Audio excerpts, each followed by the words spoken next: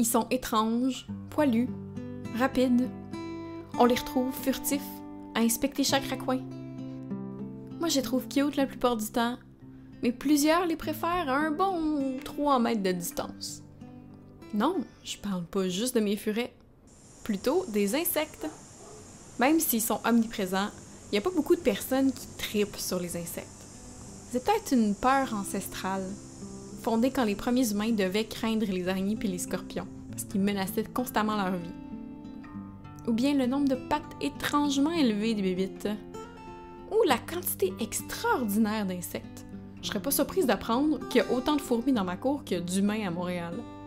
On a peur de se faire détrôner comme espèce. Si les fourmis étaient plus grosses, elles domineraient la planète. Moi, je pense que les insectes nous font faire des petites faces de dégoût parce qu'on les connaît mal. On a peur de l'inconnu. On a tous déjà entendu que les insectes sont importants dans les écosystèmes. Je veux bien, mais comme les bébites sont aussi la source de beaucoup de dommages dans le jardin, oui, c'est de vous qu'on parle, petit scarabée japonais et gros méchant perceur de la courge. C'est-tu vraiment essentiel d'avoir beaucoup d'insectes dans le potager? En fait, oui, vraiment. C'est pas mal l'essentiel. Même ceux dont on a tendance à moins aimer, qui sont moches puis qui nous font peur, on en a besoin.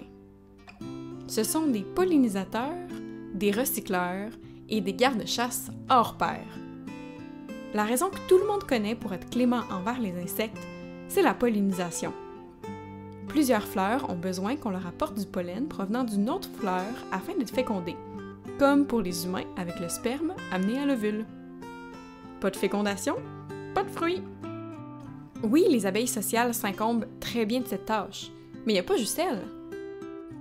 Les papillons, incluant ceux dont les larves vont faire plein de trous dans nos choux, les coléoptères, les guêpes et les mouches, entre autres, sont aussi excellents pour polliniser. Rangez votre tapette si vous voulez des fruits. Il y a ensuite toutes les mini-choses qui s'activent dans le terreau. Est-ce que tout ce qui vit dans la terre mange les racines de nos plantes? Il existe effectivement des bébites, genre les vers blancs, qui mangent des racines, par exemple du gazon. Toutefois, il y a beaucoup d'insectes qui passent la majorité de leur vie sous terre, qui sont des amis des plantes parce qu'ils décomposent la matière organique. Tu sais, quand on met des résidus dans un tas de compost, il y a quelque chose qui se passe entre le tas de fruits moisis puis la belle terre brune qui sent plus rien. La plante peut malheureusement pas se nourrir simplement en posant ses racines sur une pleure d'orange. Les minéraux contenus dans l'orange doivent être libérés, entre autres en passant à travers le système digestif des insectes. Les tunnels que creusent les insectes dans les résidus de plantes mortes aident aussi les micro-organismes à pénétrer dans les déchets et à libérer les composés. Pour avoir une bonne terre riche dans votre potager, ça prend des colamboles, des fourmis, des vers de terre, des limaces, des mouches à fruits, des millipèdes et plein d'autres petites affaires qui grouillent.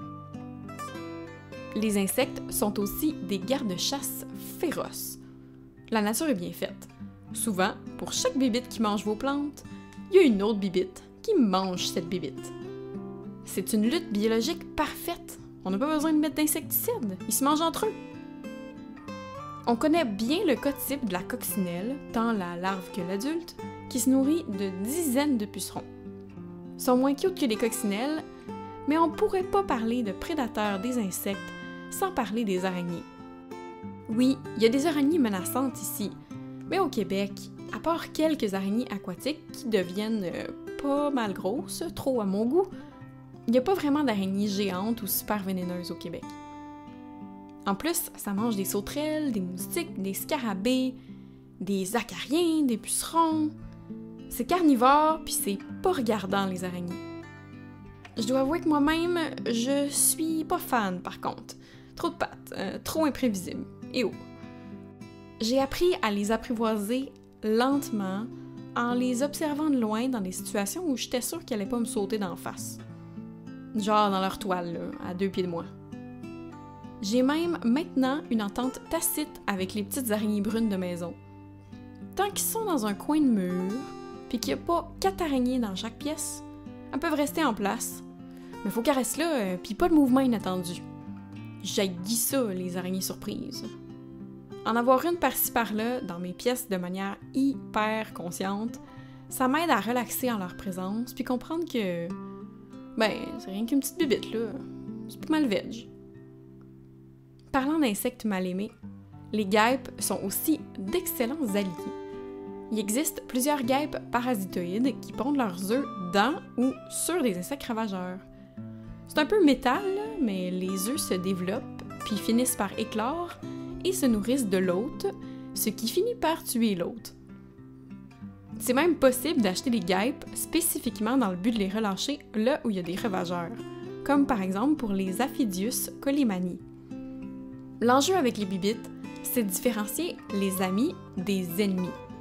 Pour les yeux de néophytes comme les miens, un petit coléoptère noir, ça a juste l'air d'un petit coléoptère, là. Vite de même, c'est pas évident de savoir si c'est un charançon, qui va manger ma belle vigne, bien un carabidé, qui chasse activement les limaces qui mangent mes fèves.